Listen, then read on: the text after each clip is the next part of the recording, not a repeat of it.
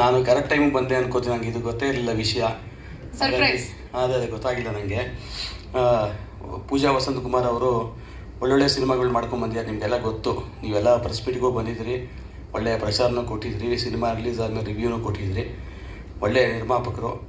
ಇದು ಒಂದು ಒಳ್ಳೆಯ ಸಿನಿಮಾ ಆಗುತ್ತೆ ಅನ್ನೋ 100% ಗ್ಯಾರಂಟಿ ಇದೆ. ಸೂರಿ ಸರ್ ಚೆನ್ನಾಗಿ ಮಾಡಿರ್ತಾರೆ ಸಿನಿಮಾ. ಸೊ ಟ್ರೈಲರ್ ಲಾಂಚ್ ಆಗಲಿ, ಸದ್ಯದಲ್ಲೇ ಪಿಕ್ಚರ್ ರಿಲೀಸ್ ಮಾಡ್ತಿದ್ದಾರೆ. ಮಾಧ್ಯಮದವರು ಈ ಚಿತ್ರಕ್ಕೆ ಒಂದು ಒಳ್ಳೆ ಉತ್ತಮವಾದ ಪ್ರಚಾರ ಕೊಟ್ಟು ಆಮೇಲೆ ಒಳ್ಳೆ ರಿವ್ಯೂನೂ ಕೊಟ್ಟು ಕನ್ನಡ ಚಿತ್ರನ ಕಾಪಾಡಬೇಕು ಅಂತ ಕೇಳ್ಕೊಳ್ತೀನಿ. Thank you. ನನ್ನ ಊರು ಉಡುಪಿಯಿಂದ ಮಲ್ಪೆ ಸುಮಾರು ಒಂದು 17 ಕಿಲೋಮೀಟರ್ ಇದೆ. ನನ್ನ ಊರಿಂದಲೂ ಕೂಡ ಮಲ್ಪೆ ಅವರಂದ್ರೆ ನಮ್ಗೆ ಸ್ವಲ್ಪ ಭಯ.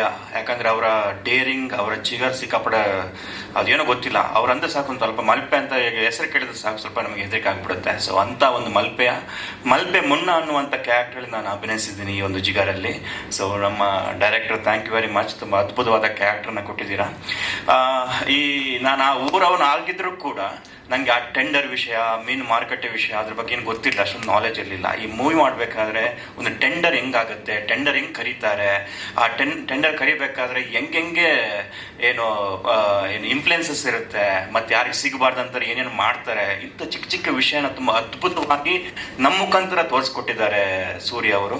ಯಾಕಂದರೆ ಅವ್ರ ಮನೆ ಕೂಡ ಸಮುದ್ರದಿಂದ ಸ್ವಲ್ಪ ಹತ್ತಿರದಲ್ಲೇ ಇದೆ, ಹಾಗಾಗಿ ಅವ್ರ ಜಿಗರ್ ಕೂಡ ತುಂಬ ಸ್ಟ್ರಾಂಗ್ ಇದೆ. ಸೊ ಅದನ್ನು ತೋರಿಸ್ಕೊಟ್ಟಿದ್ದಾರೆ. ಒಳ್ಳೆ ಪ್ರಯತ್ನದಲ್ಲೇ ಇಂಥ ಒಂದು ಕಂಟೆಂಟ್ ಇಟ್ಕೊಂಡ್ ಬಂದಿದ್ದಾರೆ ಸೂರಿ ಸರ್. ಅದು ತುಂಬಾ ಖುಷಿ ಆಯ್ತು. ಯಾಕೆಂದ್ರೆ ಒಬ್ಬ ಲೋನ್ ರಿಕವರಿ ಮಾಡೋ ಹುಡುಗನ ಕತೆ ಹೇಳ್ತೀರಿ ಅಂತ ಅನಿಸ್ತು ಪೋಸ್ಟಿಂಗ್ ನೋಡಿದಾಗ.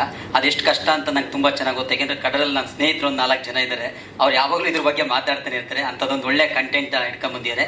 ಇದರಲ್ಲಿ ನನಗೆ ಭಾಳ ಖುಷಿ ಅನಿಸಿತ್ತು ಸರ್ದು ಮಾಸ್ ಅಪಿರಿಯನ್ಸು, ಅವ್ರು ಮಾಡಿರೋ ಆಕ್ಷನ್ಸು ತುಂಬ ಕನೆಕ್ಟ್ ಆಯಿತು. ನಾವು ಅವರು ತುಂಬ ವರ್ಷದ್ದು ಫ್ರೆಂಡ್ಸು. ಹಾಗಾಗಿ ಅವ್ರು ಹೇಳಿದ್ರು ಧೈರ್ಯವಾಗಿ ಬಂದೀನಿ ಅಂತ. ಧೈರ್ಯವಾಗಿ ಬಂದಿಲ್ಲ, ಆದರೆ ಸ್ನೇಹಕ್ಕೋಸ್ಕರ ಬಂದಿರೋದು ಇದು ಅಂತೇಳಿ ನಾನು ಹೇಳ್ತೀನಿ.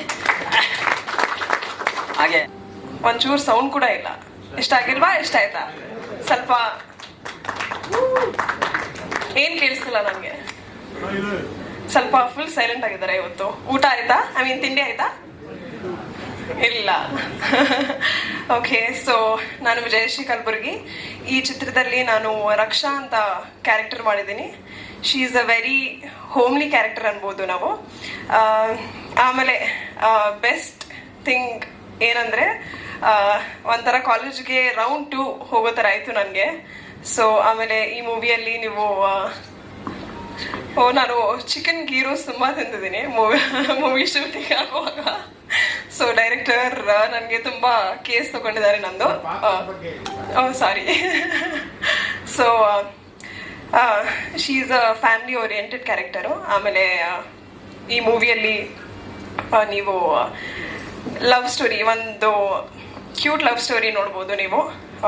ಮೈ character is all about being family oriented. ಆಮೇಲೆ she is a college going girl.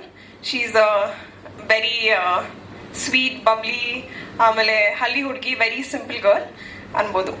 So it's a very simple good character. ನೀವು ಮೂವಿ ನೋಡೋದಾದ್ಮೇಲೆ ಗೊತ್ತಾಗುತ್ತೆ. ನನಗೆ ಯಾಕೆ ನಾನು ಲವರ್ ಅಥವಾ ಲವರ್ ಬಾಯ್ ಅಥವಾ ಆ ಥರದ ಪಾತ್ರಗಳನ್ನ ಚೂಸ್ ಮಾಡ್ತಿದ್ದೆ ಅಂದರೆ, ಈ ಥರ ಸಿನಿಮಾಗಳನ್ನ ಈ ಥರದ ಸಿನಿಮಾದ ಆಡಿಯನ್ಸೇ ಬೇರೆ. ಅದು ನಾವೇನು BC ಅಂತ ಹೇಳ್ತೀವಿ, ಅಥವಾ ತುಂಬ ನಾನು ಮಾಡೋ ಸಿನಿಮಾಗಳು ಜನಕ್ಕೆ ರೀಚ್ ಆಗೋದು ಈಸಿ. ಸಿನಿಮಾ ಚೆನ್ನಾಗಿದ್ರೆ ಮಲ್ಟಿಪ್ಲೆಕ್ಸ್ ಎಲ್ಲ ರೀಚ್ ಆಗಿಬಿಡುತ್ತೆ. ಬಟ್ ಈ ಥರ ಸಿನಿಮಾಗಳನ್ನ ನಾವು ಹೇಗೆ ಪೊಸಿಷನ್ ಮಾಡ್ತೀವಿ ಅನ್ನೋದ್ರ ಮೇಲೆ ರೀಚ್ ಆಗುತ್ತೆ. ಸೊ ಹಾಗಾಗಿ ತುಂಬ ಭಯ ಇತ್ತು. ಆ್ಯಕ್ಷನ್ ಸಿನಿಮಾಗಳು ನನಗೆ ಸಾಮಾನ್ಯವಾಗಿ ಇಷ್ಟು ವರ್ಷದಲ್ಲಿ ಸಿನಿಮಾದಲ್ಲಿ ಇದ್ದಾಗ ಆ್ಯಕ್ಷನ್ ಸಿನಿಮಾಗಳು ಬಂದಿರುತ್ತೆ, ಬಟ್ ಒಪ್ಕೊಳ್ಳೋ ಧೈರ್ಯ ಇರಲಿಲ್ಲ ಅಷ್ಟೇ. ಬಟ್ ಮೊದಲನೇ ಸಲ ನಿರ್ಮಾಪಕರು ಮೀಟ್ ಮಾಡಿದಾಗ ಓಕೆ, ಈ ನಿರ್ಮಾಪಕರು ಈ ಸಿನಿಮಾನ ನಿಲ್ಲಿಸೋ ಶಕ್ತಿ ಇದೆ ಅನ್ನೋ ಒಂದು ಧೈರ್ಯ, ಡೈರೆಕ್ಟರ್ ಕೂಡ ಕತೆ ಹೇಳಿದಾಗ ಇದನ್ನು ಎಕ್ಸಿಕ್ಯೂಟ್ ಮಾಡೋ ಶಕ್ತಿ ಇದೆ ಅನಿಸಿದಾಗ ಲೆಟ್ಸ್ ಟೇಕ್ ಎ ಚಾನ್ಸ್ ಅಂತ ನಾನು ಆ್ಯಕ್ಷನ್ ಸಿನಿಮಾ ಮಾಡಿದ್ದು. ಅಲ್ಲಿವರೆಗೂ ಆ್ಯಕ್ಷನ್ ಸಿನಿಮಾ ಬಂದರೂ ಒಪ್ಕೊಳ್ಳೋಷ್ಟು ಧೈರ್ಯ ಇಲ್ಲ. ಯಾಕಂದರೆ ಐ ಹ್ಯಾಡ್ ಎಕ್ಸ್ಪೀರಿಯನ್ಸಸ್ ಮುಂಚೆ ಎಲ್ಲ ಅದು ಬಂದಿದ್ದು ಗೊತ್ತಾಗಲ್ಲ, ಹೋಗಿದ್ದು ಗೊತ್ತಾಗಲ್ಲ. ಅದೇ ಕಾಂಟೆಂಟ್ ಬೇಸ್ ಇದ್ರೆ it is a safe zone. ನೀವು ಅದು OTTಗಾಗಲಿ ಅಥವಾ ಥಿಯೇಟರ್ಗಳು ಮಲ್ಟಿಪ್ಲೆಕ್ಸಲ್ಲಾಗಲಿ ಅದಕ್ಕೊಂದು ನ್ಯಾಯ ಸಿಗುತ್ತೆ. ಈ ಸಿನಿಮಾ ಹೆಂಗಂದರೆ ಬಂದರೆ ಲಾಟ್ರಿ, ಇಲ್ಲ ಅಂದರೆ ಬಂದಿದ್ದು ಆ ಥರದ್ದು ಆ್ಯಕ್ಷನ್ ಬೇಸ್ ಸಿನಿಮಾಗಳು. ಸೊ ಹೌ ವಿ ಪೊಸಿಷನ್ ಅನ್ನೋದ್ರ ಮೇಲೆ ನಿಂತಿರುತ್ತೆ. ಆಮೇಲೆ ಇನ್ನೊಂದು ಪಿಲ್ಲರ್ ಬಗ್ಗೆ ಹೇಳಿರಲಿಲ್ಲ ನಾನು. ಚೇತನ್ ಡಿಸೋಜ ಮಾಸ್ಟರ್ ಅವ್ರು ನಮ್ಮ ಸಿನಿಮಾದ ಸ್ಟಂಟ್ ಕೊರಿಯೋಗ್ರಾಫ್ ಮಾಡಿದ್ದು. 3 ಫೈಟು ಅವರೇ ಮಾಡಿದ್ದಾರೆ. ತುಂಬ ಚೆನ್ನಾಗಿ ಫೈಟ್ ಮಾಡಿಸಿದ್ದಾರೆ ನಮ್ಮ ಹತ್ರ. ತುಂಬ ಚೆನ್ನಾಗಿ ಕೊರಿಯೋಗ್ರಾಫ್ ಮಾಡಿದ್ದಾರೆ ಅವರು. ಲಾಸ್ಟು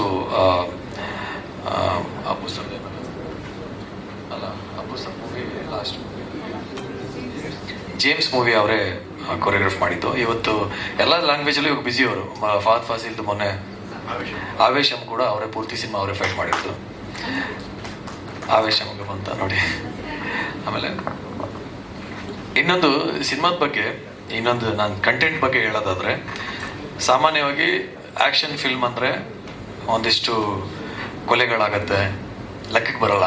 ಫೈಟ್ ಮಾಡ್ತಾ ಹೀರೋ ಒಂದು 10 ಜನ ಸಾಯಿಸ್ಬಿಟ್ಟ ಅಂದರೆ ನಾವು ಹೋಗಿ. ಬಟ್ ಇಲ್ಲ, ಆ ಥರ ಇಲ್ಲ. ಆ್ಯಕ್ಷನ್ ಫಿಲ್ಮ್ ಆದರೂ ಕೂಡ ತುಂಬ ವೆರಿ ಲಾಜಿಕಲ್ ಕಾಂಟೆಂಟ್. ಅಂದರೆ ಒಂದು ಸಾವಾದರೂ ಆ್ಯಕ್ಷನ್ ಫಿಲ್ಮ್ ಅಂದಮೇಲೆ ಅಥವಾ ಥ್ರಿಲ್ಲರ್ ಅಂದಮೇಲೆ ಇರುತ್ತೆ, ಒಂದಿಷ್ಟು ಸಂಘರ್ಷ ಇರುತ್ತೆ ಅಥವಾ ಒಂದು ಕೊಲೆ ಇರುತ್ತೆ. ಯಾಕಾಗತ್ತೆ, ಹೇಗಾಯಿತು, ಅದರಿಂದ ಏನು ಇಂಪ್ಯಾಕ್ಟ್ ಆಯಿತು, ಆ ಡೀಟೇಲಿಂಗ್ ಕೂಡ ಈ ಸಿನಿಮಾದಲ್ಲಿದೆ. It's a kind of breed cinema. ಪೂರ್ತಿ ಆ್ಯಕ್ಷನ್ ಫಿಲ್ಮು ಅಥವಾ ನಾವೇನು ಇವಾಗ ಕಮರ್ಷಿಯಲ್ ಫಿಲ್ಮ್ ಅಂದ ತಕ್ಷಣ ಲಾಜಿಕನ್ನು ಹುಡುಕ್ಬಾರ್ದು ಅಂತಾರಲ್ಲ, ಈ ಲಾಜಿಕನ್ನು ಕೂಡ ಹುಡುಕ್ಬೋದು. ಕಂಟೆಂಟ್ ಪ್ಲಸ್ ಕಮರ್ಷಿಯಲ್ ಆಗಿರೋ ಬ್ರೀಡ್ ಸಿನಿಮಾ ಅಂತ ಹೇಳ್ಬೋದು ಈ ಸಿನಿಮಾನ. Okay, so